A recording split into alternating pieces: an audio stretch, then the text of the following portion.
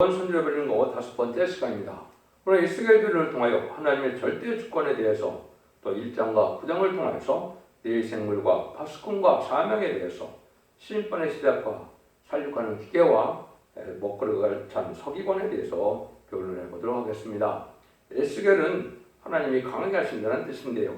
하나님께서 인간 종말에 모든 일을 성취하고 역사하기 위해서는 쓰시는 종들을 신강같이 쓰일 종으로 신창조를 하시고 쇠임을 주시고 또 7명을 주셔서 권세를 줘서 진면 아래 하나님의 대행자를 쓰심으로 심판하는 역사를 맡기는 것을 말씀을 하셨는데요. 그래서 하나님께서 이제 쓰실 종을 많은 신앙과 연단시켜서 의약된 종을 만드시고 의약된 종을 통하여 하나님의 대행자처럼 신같이 쓰임받게 하심으로 하나님의 종한테도 이 땅에 이루어 가신다 이렇게 보시는데요. 그것이 심판 권세를 받고 진리의 심판의 달인들로 또 이제는 청력을 해서 인마진 14만 4천명을 일으키므로 그 종들이 백마탄 군대, 여호와의 군대, 하늘 군대가 되어서 최종 승리하는 단체를 이름으로 아마겟돈에서 최종 승리함으로 에덴 동산을 회복시키고 이제는 천년왕국의 그리스도로 천년 동안 왕노릇하게 한다는 그 말씀을 하시는데요. 예수님이 만왕의 왕으로 오시고 이 말세의 명제인 인마진 10만 4천 명은 분봉하게 돼서 천년 동안 왕노릇하게 하시고 또 백부자 심판 후에 천년왕국 말기죠. 천년왕국 끝나고 백부자 심판 후에 누궁색에서 다시 영원한 왕권을 주시다는 것이 하나님의 사랑의 완성이다 이렇게 볼 수가 있습니다. 그래서 에스겔서 성경에서는 하나님의 절대 주권으로 하나님께서 이스라엘을 천년 왕국으로 회복시키시고 이제는 영원히 함께 하실 것을 말씀하셨다. 근데 에스겔서 37장 26절 27절에 보면 내가 그들과 화평 언약을 세워서 영원한 언약이 되고 또 그들을 종국해 변성케 하며 내 성소들을 그 가운데 세워서 영원히 되게 하리니 내 처소가 그들 가운데 있을 것이며 나는 그들의 하나님이 되고 그들은 내 백성이 되리라. 결국 하나님을 지키고 싶어하는 사람이 하나님과 동거동락하는 놀라운 역사로 끝을 맺는다. 이것이 1차적으로는 천년 신앙 평화왕국이므로 우리 주님을 통하여 만왕의 왕으로 다스리게 하시는 사랑이 완성되고요. 아까도 말씀드린 것처럼 백부자 심판 후에는 무궁색에서 또 하나님과 앞으로 동거동락하는 놀라운 역사가 영원히 시작될 것을 말씀하신 것이죠. 이것이 모든 성경의 하나님의 사랑을 완성시키는 일이다. 이렇게 볼 수가 있는데요. 이 일들을 하기 위해서 이제는 마지막으로 왕국 권세는 사명을 앞두고 다시 연의 사명전을 통하여 이제 예언을 하게 하셔서 심판하고 새 시대를 이루는 것이 하나님의 뜻이다. 이렇게 볼 수 있는 겁니다. 그래서 그 일들을 에스겔 성경에서는 이제 어떻게 말씀을 하시느냐 우리가 볼 수가 있죠. 첫 번째 1장에서는 보좌와 네 생물들을 통해서 하나님이 삼라 우주 만상을 하나님의 대응 주권 대응 기관으로 다스리는 사실을 알려주는데요. 이걸 잘하는 것이 하늘과 땅의 일을 잘 관계를 하시고 또 하나님의 섭리가 어떻게 이루어진 것을 아는 것이 중요하겠죠. 먼저 1장 21절 25절을 보겠습니다. 그 생물의 머리 위에는 수정과 같은 궁창의 형상이 있어 펴 있어 보기에 심히 두려우며 그 궁창 밑에 생물들의 날개가 서로 상하여 펴 있는데 이 생물들은 두 날개로 몸을 가리웠고 저 생물도 두 날개로 몸을 가리웠으며 생물들이 행할 때 내가 그 날개의 소리를 들은즉 많은 물소리도 같으며 전능자의 음성과도 같으며 떠드는 소리 곧 군대의 소리와도 같더니 그 생물들이 설 때 그 날개를 들이우더라. 그 머리 위에 있는 궁창에서부터 음성이 나더라. 그 생물이 낼 때 그 날개를 들이우더라. 이렇게 에스겔서 1장에도 네 생물을 말씀하셨는데 이것이 이제 계시록 4장 6절에서 8절에도 이 네 생물이 또 나오시죠. 나오게 되어 있죠. 보좌 앞에 수정과 같은 유리바다가 있고 보좌 가운데 보좌 주위에 네 생물이 있는데 앞뒤에 눈이 가득하더라. 그 첫째 생물은 사자 같고 그 둘째 생물은 송아지 같고 그 셋째 생물은 얼굴이 사람 같고 그 넷째 생물은 날아가는 독수리 같은데 네 생물이 각각 6날개가 있고 그 안과 주위에 눈이 가득하더라. 그들이 밤낮 쉬지 않고 이르기를 거룩하다 거룩하다 거룩하다 주 하나님 곧 전능하시니요 전에도 계셨고 이제도 계시고 장차 오실 자라고 이렇게 말씀하셨죠. 그래서 이 우주 삼라만상이 이 내생물인 하나님의 주권적인으로 말미암아 움직이고 있다는 사실을 분명히 알려주고 있는 것이죠. 그래서 우리가 잘 아는 것처럼 첫째 생물은 사자 같다. 들짐승은 사자 같은 생물이 움직이고요. 둘째 생물은 송아지 같다. 가축들은 소용 같은 생물을 통하여 모든 것을 움직이게 하신다 이 말이고, 셋째 생물은 사람의 얼굴 같다. 사람의 흥망성쇠나 왕의 생과 피어 사람에 대한 부분들은 사람 같은 생물이 또한 다 충분하시는 걸 볼 수가 있고요. 넷째 생물은 사람은 독수리와 같다. 날짐승은 독수리와 같은 그런 짐승이 그 생물이 온 세상을 다 주관하고 지배하고 있다. 이렇게 이제 볼 수 있는 것이죠. 그래서 이런 일들을 통해서 이제 우리가 알아야 할 것은 궁창 위의 역사와 궁창 밑의 역사를 구분할 줄 알아야 이제 된다 그 말이죠. 그래서 궁창 밑의 역사가 있고 궁창 위의 역사가 있다. 하나님께서 바벨론 포로의 한 사람인 에스겔에게 하나님의 역사가 어떤 것을 보여줄 적에 궁창 밑의 역사와 궁창의 역사를 보여주셨는데, 이것이 아까 에스겔 1장의 내생물을 통해서 알려주는 거죠. 사람은 다 궁창 밑의 역사가 무엇이며 궁창 위의 역사가 무엇인 것을 분명히 알아야 할 것입니다.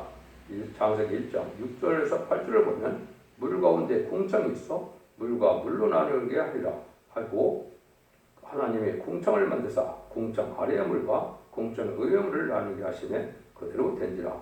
하나님이 궁창을 하늘이라 정하셨습니다. 그러면 궁창 밑의 역사와 궁창 밑 위의 역사를 어떻다는 것을 우리가 이 본문을 통해서 알 수가 있는데요. 그러니 우주 만물이 다 물에 잠겨 있는 것처럼 되어 있었다. 창세기 1장 1절에 이렇게 되어 있죠.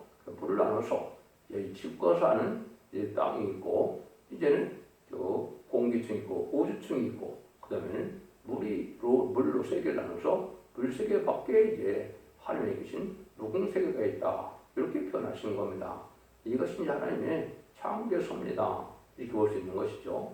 그래서 그 물 세계 밑으로는 우주와 인간이 사는 지구가 있고, 물 세계 후 다음에는 하나님이 사시는 영원 묵은 세계가 존재한다. 이것이 이제 성경적으로 우리가 바로 잘 깨닫는 것이다. 이렇게 볼 수 있는 겁니다. 궁창 밑의 역사는 인간의 세계와 하나님의 나라는 궁창으로 한계가 정해져 있는데, 궁창 아래는 우리가 살고 궁창 위에는 하나님이 계신 세계를 뜻했다. 그러므로 하나님께서 궁창 아래의 모든 활동을 생물을 통하여 하게 하셨는데, 본장에서 20장에서 21절을 보면 어디든지 신이 가게 하려면 생물도 가게 하는 곳으로 가고 밖에도 겉에서 돌림이 이는 생물들의 신이 그 바퀴 가운데 있습니다. 저들이 행하면 이들도 행하고 저들이 그치면 이들도 그치고 저들이 땅에서 돌릴 때는 이 돌도 그 겉에서 돌리고 이는 생물의 신이 바퀴에 있습니다 하였습니다. 이것을 본다면 하나님의 역사라는 것은 반드시 생물체 같다는 것을 알 수가 있는데요. 그리고 바퀴 같은 것이 들어가는 모양이 그것은 우주 안의 대장기를 움직이는 힘을 보여준 것이다. 이렇게 볼 수가 있는 것이죠. 그래서 공연히 원이다 우주 만물이 움직여지는 게 아니라 하느님의 능력의 힘에 의해서 내 생물의 주권 대행권에서 다 움직여지고 있다는 사실을 알려줬다 이 말입니다.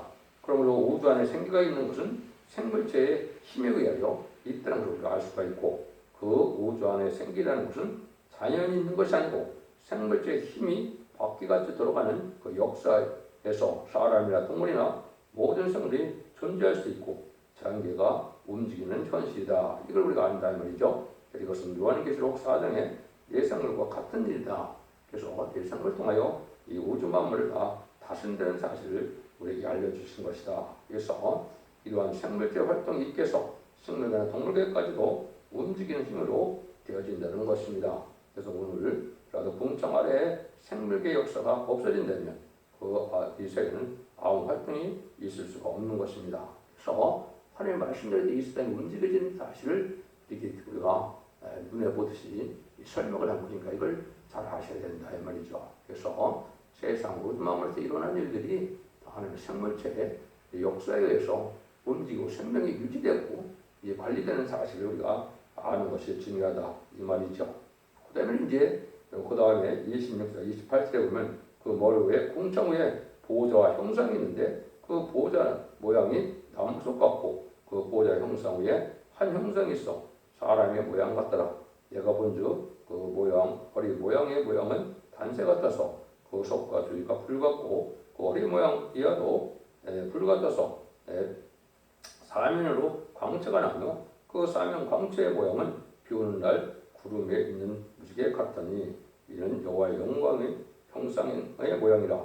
내가 보고 엎드려 그 말씀하시는 자의 음성을 들으니라. 에스겔서 1장 6절에서 28절에 보면 이제 이렇게 하느님의 모습을 보여주죠. 그래서 하느님 앞에 보호자 앞에 있는 네 생물이 이 우주 만물을 다스리고 또 근본적인 것은 하나님의로부터 이런 주권이 나온 것을 얘기하는데 이 궁창후의 역사는 또 어떻게 진행되느냐 하나님이 이제 하신다는 걸 보여준 것이죠. 근데 보호자의 모습이 남보석 같다 그랬죠. 그 위에 한 형상이 있어 사람의 모양 같더라 한 것은 하늘의 형상은 사람과 같은데 남보석 같은 것은 푸른 형체는 얼마든지 살릴 수 있는 생명의 근본의 보호자로부터 나무를 보여준 것이다.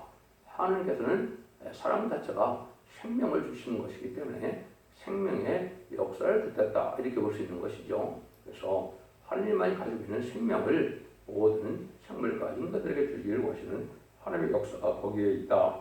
또 허리 이하의 모양은 단새와 같아서 그 속에 주위가 불 같고 그 허리 이하의 모양도 불 같아서 지면으로 광채가 난다는 것은 하나님께서 공의를 심판할 진노형분을 보여준 것입니다. 그러므로 구름에 있는 무지개 같은 광채가 있는 것은 불교의 언약을 뜻한 것이다. 그래서 하나님 허리의 모습이 불과 같다 이렇게 얘기했죠. 그 주위의 모습이 허리 이상의 모양이 이제 불과 같다는 것은 진노의 심판의 역사를 하는 사실을 우리에게 알려주는 것이다. 그런데 거기에 또 불변의 무지개가 있다 그랬죠. 구름에 있는 무지개 같은 것이 있다. 이것은 불변의 언약을 뜻했다.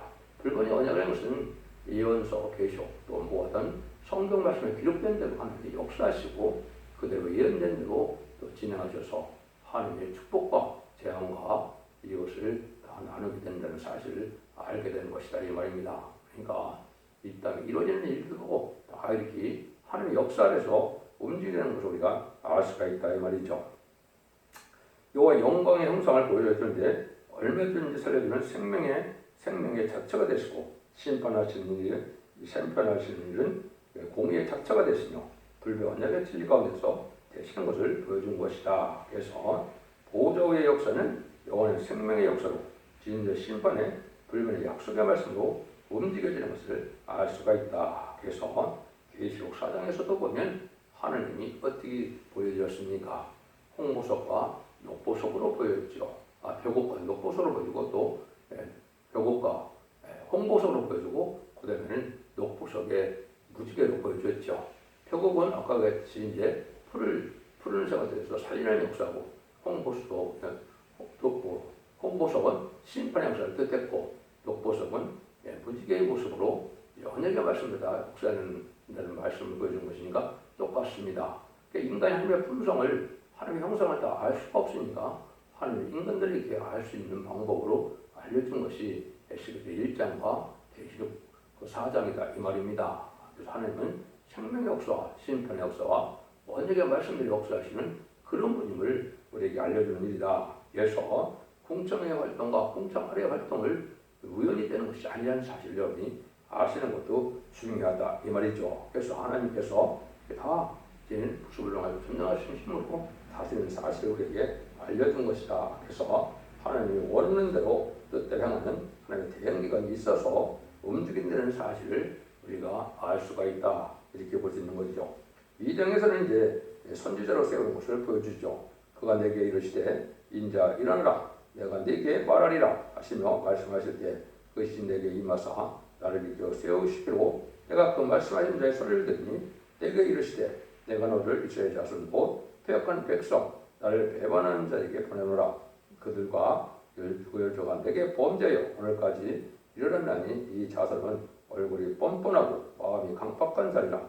내가 너를 그들에게 보내노니 너는 그들에게 이르기를 주의 여호와의 말씀 이러하니 하라. 그들은 패역한 족속이라. 듣든지 아니 듣든지 그들 가운데 선지자가 있는 줄을 알지니라. 하나님께서는 이제 인간들의 심판이 오기 전에 하나님이 이렇게 패역한 족속에게 선지자를 보내서 심판의 경고를 하게 된다, 이 말입니다. 이 사명자가 대표적인 종을 얘기했지만은 이 말이 7만 4천 명이 바로 그런 사명자인데 하나님이 패역해서 더 이상 참지 않고 진리의 심판하기 전에 이게 살리는 역사를 사랑의 변론의 종으로 알려주는 역사로 해서 선자를 세운다, 이렇게 말씀을 해줬죠. 이것은 이제 에레미야 1장 5절과 10절에서도 10절에서도 이걸 말씀을 드렸죠. 그래서 만국에 세운 선자가 역사하는 것이고, 이것이 계속 10장 11절에는 다시의 사명자고, 또 계속 11장 10절에서는 두 선지라는 것은 입맞은 10만 4점이 바로 예언서의 말씀을 통해서 경고로 삼고 경고대로 순종하는 자들에게는 이제 죽지 않고 세세하고 주가 결정 전하여 심판과 환난 날에 남은 백성이 돼서 예전에 축복받게 되고, 그래서 순종하는 자는 심판 환난 날에 망하게 된다는 삶의 말씀이다, 이렇게 말씀을 드렸습니다. 그래서 우리가 다시의 사명은 바로 이만 10만 4천 명이 인간 중의 전선의 역사를 사명이다, 이렇게 볼 수가 있는 겁니다. 3장에서는 파수꾼의 사명과 책임이 있다, 이 말이죠. 그래서 이것은 파수꾼은 전할 책임이 있고, 또 이제 듣는 자는 그 순종할 책임이 있는데 전하지 않아서 이제 해결치 못했다면 파수꾼에게 생명의 그 값을 하나님이 붓는다 그러셨죠. 그래서 이 선지자로 세움을 받은 사람은 온 생에다 전하는 일을 빠짐없이 전하는 것이 하나님의 사명이고, 회개하느냐 회개치 않는 자는 듣는 사람들의 몫이 되겠죠. 그래서 그 관계를 여기 우리가 말씀을 하죠. 그래서 이것이 마지막 변론의 경고를 뜻한 것이고, 이어 다시 연의 심판의 잠시를 베푸는 역사로, 청정하는 역사로 이 땅에 이루어지는데, 이 일이 전산전만, 마지막 하늘의 전산전만 동안에 이루어지는 사명자들이다, 이렇게 볼 수 있는 것이죠. 그래서 이사부터 말라기까지 16권의 선지서가 있지만 그 선지자가 전부 대부분 말세 사명자, 다시의 사명자들을 뜻한 것이고, 그때 해될 일들을 옛날 예측에 국부적인 예언을 통해서 예언을 길거리 하시고 인간 종의 될 일을 조금 경고하신 것이다, 이렇게 보시면 정확히 깨달은 것이 된 겁니다. 이런 일들로 해서 이제 하나님은 말씀하시는데, 하나님은 이제 끝과 또 받는 벌에 대해서도 7장에서 말씀하시죠. 그래서 모든 것을 국문하시고 말씀대로 심판하신다는 사실을 말씀하는데요. 여호와의 말씀이 내게 임하여 가로사대 너 인자야 주 여호와 내가 이스라엘 땅에 대하여 말하노라. 끝났도다. 이 땅 사방의 일이 끝났도다. 이제 내게 끝이 이르렀으니 내가 내 진노를 내게 말하며 내 행위를 공문하고 너의 모든 가정한 일을 보응하리라. 내가 너를 아껴보지 않으며 긍휼히 여기지도 아니하고 그 행위대로 너를 보라며 너희 가정한 일이 너희 중에 나타나리니 너희가 나를 요구할 줄 알리라. 주 여호와께서 그러시되 재앙으로다 비상한 재앙으로다 볼지어다 임박하였도다 끝이 났도다 끝이 너를 실어 일어났도다 볼지어다 임박하도다 이 땅 범인이 정한 재앙이 네게 임하도다. 내가 이럴 때가 이르렀고 달이 가까웠으니 요란한 날이요 산에서 즐거이 푸른 날이 아니로다. 계속해서 7장 1절에서 7절처럼 이게 되어 있는데, 하나님은 인간 중간에 순종치 않은 자를 칼과 기근과 연병으로 망하게 하고, 순종하는 자는 이제 선택의 보호와 인도 속에서 남은 백성으로 에덴 동의 축복인 세세 축복을 주신다는 말씀을 여기 다 말씀하시는 것이 7장이다, 이렇게 말씀을 드릴 수가 있죠. 그래서 재앙의 날에 강한 이방 세력을 통하여 심판하는데, 강한 이방세력은 보실문의 공산당 세력이다. 그래서 공산당 세력은 심판의 도구로 사용되는 그런 세력이고, 마지막에는 다 멸망당할 세력이 바로 보실문의 공산당 세력이라는 것이 성경에서 가르치는 세력이다. 그래서 공산당이 완전히 멸망하는 날이 아마겟돈 전쟁에서 심판이 끝난 것이고, 이 공산당이 전멸당한 것이 아마겟돈 전쟁이다, 이렇게 볼 수도 있습니다. 근데 8장에서는 이제 북이스라엘의 많은 그러한 우상 숭배나 이런 가증한 일을 말씀하시는데, 특별히 8장 16절에 보시면 이런 말씀을 하셨어요. 15절 16절입니다. 그가 또 내게 이르시되 인자야 네가 것을 보았느냐 너는 또 이보다 더 큰 가증한 일을 부리라 하시더라. 그가 또 나를 데리고 여호와의 전 안뜰에 들어가서 보니 여호와의 전문 앞 현관과 제단 사이에 약 25인이 여호와의 전을 등지고 낫을 등으로 행하며 동방 태양을 경배하더라. 이렇게 됐죠. 태양신을 섬기는 이런 모습을 보여주는데 이것이 여러분들이 잘 알아서 매년 4월 15일이면 태양절이고 또 김일성을 태양으로 섬기죠. 이걸 본다면 북방 사마리아인 북한 땅에 이런 가증한 일로 태양을 섬기는 일이 있을 걸 보여주는데 이 실제 정확히도 그런 일을 행하고 있지 않습니까? 이것들을 보면 하나님의 예언이 성취되는 것 같습니다. 이렇게 볼 수가 있고 인간 중에는 가장 또 각종 가증한 이들을 만나서 하나님의 진노를 겪어야 하는 일이 많이 벌어진다 해서 불가능한 심판을 할 수밖에 없다는 사실을 우리에게 알려준다 그 말입니다. 그런데 이제 9장에서는 어떤 일을 말씀하셨느냐 하나님께서 인간으로 예루살렘에 분을 쏟게 되는 일을 말씀하는데 언제부터 그럼 인간 종말이냐 에스겔서 9장에서는 이렇게 나오죠. 몇 절만 보겠습니다. 그가 또 큰 소리로 내게 이쳐 가라사대 이 성읍을 가난한 자들로 각기 살육하는 기계를 손에 들고 나오게 하라 하시더라. 내가 본 중 6사람이 북평강 의문길로 쫓아오니 각 사람의 손에 살육하는 기계를 잡았고 그 중에 한 사람은 가는 벼슬 입고 허리에 서기관에 목걸이를 찼더라. 그들이 와서 모두 제단에 서더라. 여기 보면 이제 하나님께서 인간 총칼이 6사람이 등장하는데 5사람은 살육하는 기계다. 이거는 이제 5대 강국이 이 땅에 등장하는 때를 얘기한 것이고 이것이 1948년 10월 24일 실제 유엔 안전보장회의 거부권을 가진 5나라가 등장했죠. 이때가 이제 인간 종말인데 하나님께서는 사명자가 목걸이를 짠 석기관으로 등장했죠. 이것은 인간 종말에 함께 들어쓰임적으로 예언서 계시록의 모든 말씀을 석기관으로 말씀하신 것은 문서운동을 통하여 하나님의 비밀을 알려줄 것을 말씀한 것이죠. 그래서 이 문서운동에 기대다가 또한 마지막에 문서운동 했는데 서운동에는 하박국 2장에 있는 것처럼 문서운동 시절이 있는데 문서운동의 성경적으로 보면 3번이 있다 이렇게 볼 수가 있습니다. 첫 번째는 1세기에 사도 바울의 연령의 편지를 통하여 그리스도의 비밀을 전하는 일을 했죠. 두 번째는 이사 40장들의 아름다운 식을 전하는 일로 해서 아름다운 식의 말세복음인 6장고 색사고 9장을 배경자는 영원한 복음, 기록 10장 6절은 영원한 복음이죠. 그 복음을 전하는 때가 있고 또 나홈서 1장 15절에도 보면 아름다운 식이 나오는데 악인이 전멸되는 데서는 심판의 다림질의 말씀을 뜻했다. 이런 문서운동 세력을 통하여 심판을 끝하게 된다는 것은 하나님의 비밀을 이스라엘에 알려주고 순종하는 자들은 복을 받고 순종치 않는 이제 대양을 받고 심판을 받는다는 사실을 알려준 겁니다. 하나님께서 그 목걸이를 딴 서기관에게 하나님 이런 명령을 내리죠. 그래서 하나님의 영광이 올라 성전 문지방에 이르더니 그래서 그가 그 가는 벼슬을 입고 목걸이를 찬 사람을 불러 이르시되 저는 예루살렘 성읍 중에 순행하며 그 가운데에서 행하는 모든 가정한 일을 하여 단식해 오는 자의 이마에 펴라 하시더라. 이마에 펴라는 말까지 하죠. 이것이 이제 입 맞는 역사를 뜻했는데 결국은 예루살렘에 오는 자다.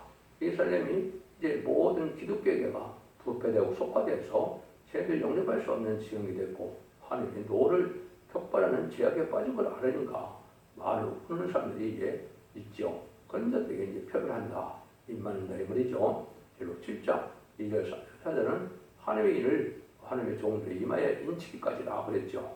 이래서 하나님의 표에서 입 맞은 자들이 말세의 사명을 되고 이 자들이 이제 다시의 사명을 하게 되고 또한 백만통군자 여호와의 군대가 돼서 주님이 지상문 가실 때 백만통군자가 돼서 암망된 제병 승리한 자들로 이 자들이 이제는 계시록 20장 4절처럼 천년왕국 동안에 그리스도와 더불어 천년왕국 동안에 왕으로 탄다는 말씀하신 대로 말세의 사명자를 뜻한 것이다. 그 일들이 이제 시작되는 때가 여기 있다 이 말이죠. 이걸 보면 이제 2차 세계대전 후에 이런 일이 벌어지게 생겼는데 이때부터 인간 종말 역사가 하나님이 역사하셔서 말세 복음도 이 땅에 이루어지게 하고 심판의 도구로 되는 무기도 또한 생산하게 돼서 무기가 다 준비됐죠. 그래서 계시록 18절에 보면 1시간에 불타는다고 그러는데 1시간에 불타는 무기가 뭐겠습니까? 핵무기죠. 여기서 말하는 살육하는 기계는 그 핵무기를 뜻하는데 핵무기가 5나라를 중심으로 전 세계에 많은 무기가 준비되어 있죠. 이것이 인간중을 하나님께서 여는 대로 이제 무기를 준비해서 세상을 심판할 준비도 되어 있는 상태다. 이렇게 볼 수가 있고 하멜콘의 섭리를 먹고 짠 서기관처럼 한 종을 택하여 이제 말씀을 전하게해서 비밀을 깨닫게 해서 다시 전하는 사명자들로 사명의 기대를 삼아서 임마진 14,000명이 이렇게 되고 임마진 14,000명이 자신의 사명으로서 전선의 역사를 하게 되고 그러면 이제는 순종하는 것을 알고를 모으고 순종치 않는 자는 환란에 빠져서 짐승격을 받게 되고 짐승격을 받은 자는 이제는 대제때문 괴로움을 받다가 아마겟돈 때 전멸당하는 심판을 받게 되는 것이 모든 예언서 계시록의 결론적인 말씀이다. 이렇게 볼 수가 있는 겁니다. 그래서 이런 일들로 이제 말씀하실 것을 보여준 것이다. 이사야 41장 10절에는 야곱에게 이가 날아가는 새 5개를 상달했죠. 이 종이 이제 마지막 역사의 종으로서 말씀보다 심판의 권세를 받은 종인데 계시록 10절 이하나 18절 이하에 보면 이하낫을 가지고 곡식 심판과 포도 심판을 하게 되죠.